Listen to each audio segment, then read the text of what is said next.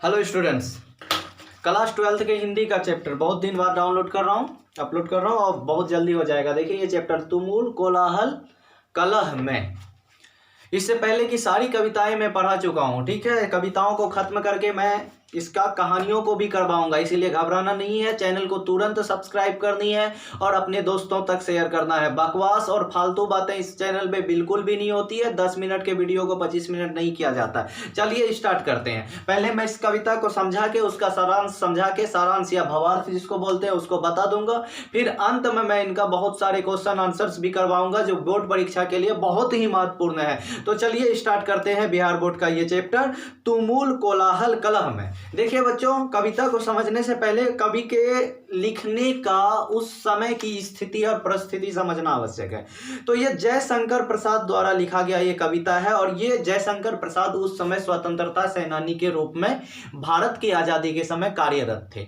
तो उसी समय ये कविता लिखा गया, ठीक है। इस कविता में जयशंकर प्रसाद जो लगातार स्वतंत्रता संग्राम में भाग ले रहे थे और बार बार अनेक स्वतंत्रता संग्राम में विफल होते जा रहे थे, तो उसमें बहुत सारी निराशा उत्पन्न हुई, लेकिन ढेर सारी सीख भी उन्हें मिली।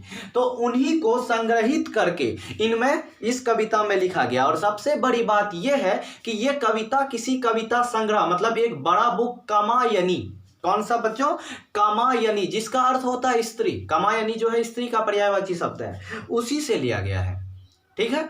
तो कामायनी का एक हिस्सा है ये कविता तुम्हारा, जो हमारा तुमुल कोलाहल कलह में है।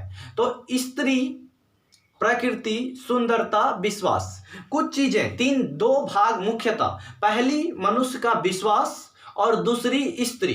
ये स्त्री मतलब नारी, नारी शक्ति जो पुरुष के जीवन का एक अभिन्न अंग होता है, अर्धांगिनी बोला जाता है, आधा हिस्सा, उसके बारे में चर्चा की गई है। तो इसको स्टार्ट करते हैं। तुमुल कोलाहल कलह में। तुमुल कोलाहल कलह का मतलब होता है बहुत ज्यादा हो हल्ला, शोरगुल, ठीक है। तो अत्यधिक हो हल्ला के बीच में मैं हृदय की बात रे मन। तो यहाँ आशय देखिए क्या है तुमुल कोलाहल कलह में, कि जिंदगी में जो उतार चढ़ाव आती है, लगातार आशा और निराशा आती है, उस उतार चढ़ाव यानी उसी को हो हल्ला का नाम दे दिया। मैं, यहाँ मैं जो शब्द का यूज हुआ है ये हुआ है आशा का एक किरण, और दूसरा अर्थ इसका लिया गया है इसमें आशा के किरण के साथ साथ ही स्त्री, सृष्टि अलंकार, श्लेष अलंकार, यानी मैं दो चीज छुपा हुआ है। एक आशा की किरणें, उम्मीदों की किरणें, दूसरा स्त्री का साथ, हृदय की बात रे मन। मतलब बहुत ज्यादा शोर शराबा और हो हल्ला के बीच में आशा की किरणें, एक हृदय की बात है, मतलब मन को लुभाने वाली, मन को शांति पहुंचाने वाली बात है। क्या? आशा की किरणें या स्त्री का साथ, दोनों अर्थ, ठीक है। विकल होकर नित्य चंचल। विकल होकर, विकल का मतलब अशांत होकर, विकल मतलब बच्चों अशांत, अशांत होकर नित्य रोज, और चंचल नहीं टिकने वाला, स्थायी नहीं रुकने वाला। अब परेशान होकर, रोज का चंचल होकर खोजती जब नींद के पल। जब होता है, जब परेशानी आती है तो नींद नहीं आता है, तो विकल होकर और चंचल होकर जब नींद नहीं आती है, ऐसा लगता है नहीं नींद का पल मुझे मिले, एक पल को नींद आ जाए, चेतना थक सी रही है, तब जब मन की चेतना, मन का विश्वास पूरी तरह से क्या हो रही हो, थक रही हो, तब मलय की बात रे मन। तब उस स्थिति में मलय बात, मलय बात का मतलब होता है बहुत ही सुंदर तरीके से धीरे धीरे बहने वाली हवा। अगर मान लो कि गर्मी का मौसम हो और सुहावना हवा बह रहा हो, तो उस जगह क्या आ जाएगी? नींद आएगी। तो वही चीज है कि जब विकल हो जाए मन, चित्त थक जाए, तो आपका साथ, आपका मतलब या तो उम्मीद का साथ या स्त्री का साथ, दोनों जो है क्या है, एक मलय हवा बयार की तरह है, बहुत ही सुंदर हवा की तरह है, जो क्या करता है, शांति देती है, नींद देता है। अगला पैराग्राफ। चीर विषाद। चीर का मतलब बहुत पुराना, चौहर्षी का रो चीर, चीर का मतलब होता है बच्चों बहुत पुराना। विषाद का मतलब है दुख, बहुत पुराना दुख, विलीन मन की, मन में जो छुपी हुई है, दबी हुई है, विलीन हुई है, बहुत पुराना दुख, बहुत पुराने समय का दुख जो मन में दबी हुई है, इस व्यथा के तिमिर वन की। इस व्यथा, व्यथा का मतलब समझो कि व्यथा का मतलब होता है क्या? दुख, परेशानी, ठीक है। इस परेशानी की अंधकार जंगल की, ऐसा लगता है कि ये जो अंधकार है मेरे जीवन का, ऐसा जंगल का अंधकार है, बहुत ही भयानक। सोचो जंगल में अंधेरे में अगर छोड़ दिया जाए कितना भयानक होगा। तो बोल रहा है मेरी जो पुराना विषाद है मन में खोई हुई, और यह जो हमारी परेशानी है ऐसा लगता है जैसे जंगल की अंधेरा हो। मैं उषा सी ज्योति रेखा। अब यहाँ मैं का मतलब मैं बता दो चुका हूँ, उम्मीद और स्त्री दोनों लेना है कि मैं यानी उम्मीद, उषा की ज्योति रेखा। उषा मतलब उषा का समय होता है बच्चों जिस समय सूर्योदय से जस्ट पहले का समय, जिस समय लालिमा छा जाती है आकाश में और थोड़ा थोड़ा जो है यानी प्रकाश आना शुरू हो जाता है। तो सूर्योदय से जस्ट पहले का समय उषा, ठीक है। तो उषा की ज्योति रेखा मतलब जब वन की अंधेरा में मैं खोया हुआ रहता हूं तो मैं यानी स्त्रियां या उम्मीद जो है एक प्रकार की क्या होती है, ज्योति रेखा होती है। देखो बच्चों यहाँ नेगेटिव नहीं लेना सर, बार बार स्त्रियां मतलब स्त्रियां। अभी मैं जब भावार्थ समझाऊंगा तो वो स्त्री का सही अर्थ क्या है समझ में आ जाएगा, ठीक है। तो उम्मीद की ज्योति रेखा कुसुम विकसित प्रात रेमन, और फूलों जैसी विकसित सुबह लाता है। कौन? उम्मीद। फूलों से बिखरी हुई सुबह। एक तो ज्योति रेखा, प्रकाश की रेखा। अब बोल रहा है जिंदगी में जब वो जंगलों जैसी अंधकार हो जाए तो मैं क्या लाता हूं, फूलों जैसी सुबह, फूलों से भरी हुई सुबह और प्रकाश की पहली किरणें, उषा की ज्योति रेखा। जहां मरु ज्वाला धधकती, मरु मतलब मरुस्थल, ठीक है, रेगिस्तान, और वहां की ज्वाला धधकती। सोचो बच्चों मरुस्थल की टेम्परेचर कितनी होती, जनवरी के महीने में भी 34-35 डिग्री टेम्परेचर होती, 50 से 60 डिग्री टेम्परेचर जून में चले जाता है। मैं भारत की रेगिस्तान की बात कर रहा हूँ, थार का, ठीक है। तो जहां मरु ज्वाला धधकती मतलब रेगिस्तान में गर्मी धधक रही हो, चातकी कण को तरसती। चातकी एक पक्षी है बच्चों, और यहाँ कण का तात्पर्य है बरसात की पहली बूंद। तथा जब गर्मी से व्याकुल हो रहा हो, ज्वाला आज आग जैसी धधक रही हो, उस समय वैसी स्थिति में जो चातकी पक्षी है एक बूंद पानी का, एक बूंद को तरस रही हो, उन्हीं जीवन घाटियों की मैं सरस बरसात। वैसी स्थिति में मैं यानी उम्मीद अथवा स्त्री क्या हूँ, सूरज सरस बरसात, एक सुहाना बरसात के रूप में हूँ मन। अब है प्राण पवन की प्राचीन में रुक जला जीवन रहा जो।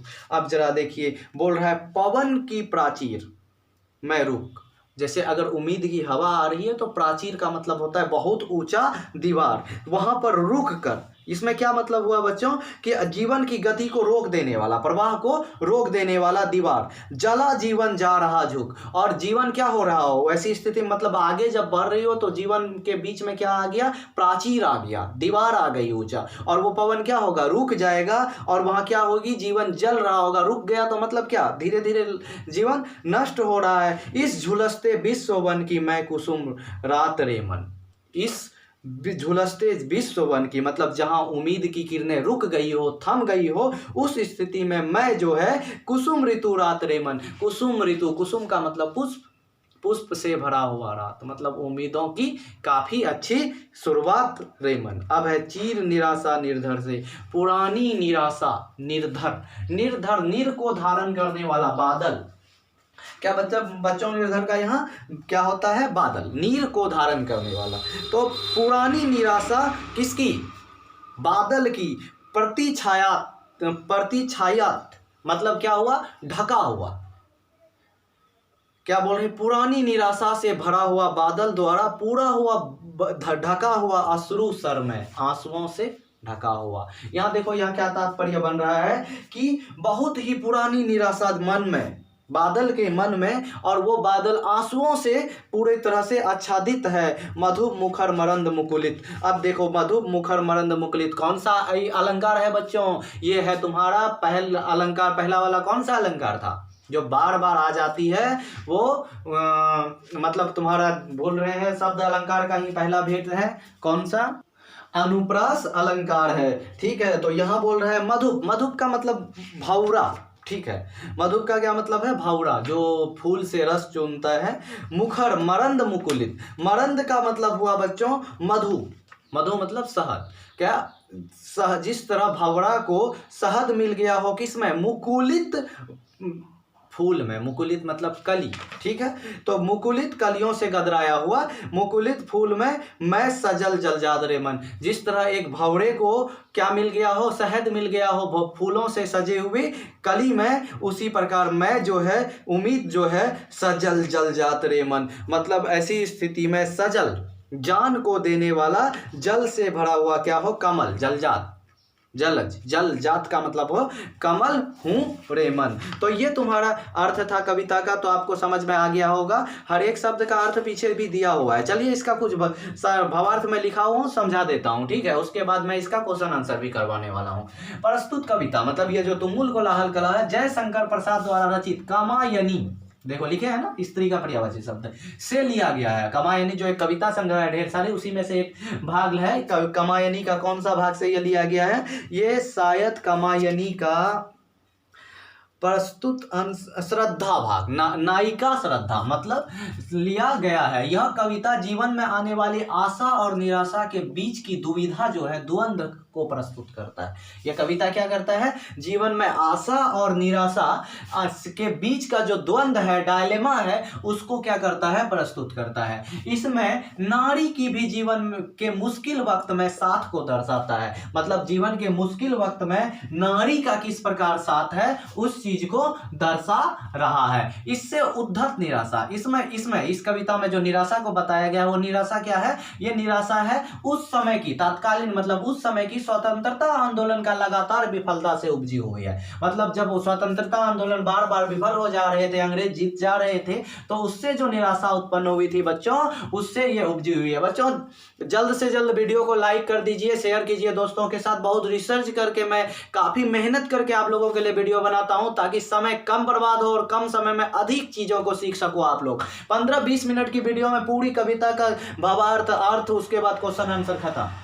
तो इसमें उद्धत निराशा तात्कालीन स्वतंत्रता आंदोलन के लगातार विफलता से उपजी है। वहीं विश्वास, ज्ञान और संकल्प, 3 चीजें ली है, और भी चीजें हो सकती है, निश्चय, साधीन्य, विश्वास, ज्ञान, संकल्प सम्मिलित रूप से आत्म जागरण का मतलब अंदर की जागृति का, अंदर की शक्ति के जागृति का प्रतीक है। पहला विफलता किस चीज का है? तत्कालीन स्वतंत्रता आंदोलन की विफलता से निराशा। और जिसमें आशा किस चीज का है? बोले ना, आशा और निराशा दोनों के द्वंद्व है। तो आशा है किस चीज का? ज्ञान, संकल्प और सम्मिलित रूप से आत्म जागरण। अब है क्या? सभ्यता के निर्माण में, मतलब मनुष्य की जब सभ्य हो रहा है, वन जंगल में घूमने वाले घुमंतू से अभी के बड़े बड़े स्मार्ट सिटियों में रहने वाले मनुष्य तक का शहर, मतलब सभ्यता ही तो है।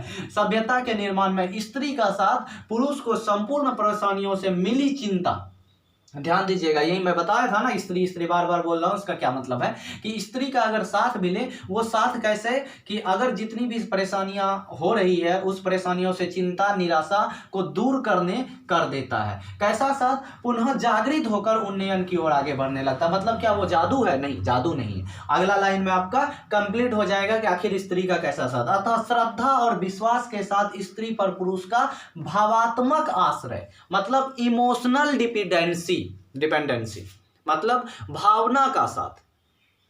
टूट रहा है विश्वास, थक रहा है, कोई बात नहीं, फिर से प्रयास कीजिएगा। माँ है तो कोई बात नहीं बेटा, फिर से प्रयास करोगे, एक बार फिर से लड़ोगे। वो भावात्मक जो साथ होती है, वो क्या है? सैद्धांतिक तथा व्यवहारिक दोनों रूप से बिल्कुल सही है। इस तरह से कविता का भावार्थ भी हो गया बच्चों। बहुत ही आसान भाषा में लिखाया हूँ, ऐसा कोई भी बुक और गाइड में इस तरह का भावार्थ आसान भाषा में नहीं है। चलिए इसका क्वेश्चन आंसर देते हैं। पहला क्वेश्चन पढ़िए इसका पहला क्वेश्चन देखिए बच्चों। इसका क्वेश्चन आंसर मैं 2-3 क्वेश्चन लिख के समझा दूं। चलो लिख के समझा देता हूं। चलो बहुत अच्छी बात है, स्क्रीनशॉट कर लेते बच्चों भावार्थ का, ठीक है। चलिए बच्चों, पहला मैं 4 क्वेश्चन लिया हूं जो इंपॉर्टेंट है, शुरू का है, और जरूरत पड़ेगी तो आप कमेंट कीजिएगा और भी बना दूंगा। और लेकिन दोस्तों के साथ शेयर करना मत भूलो बच्चों। हृदय की बात का क्या आशय है?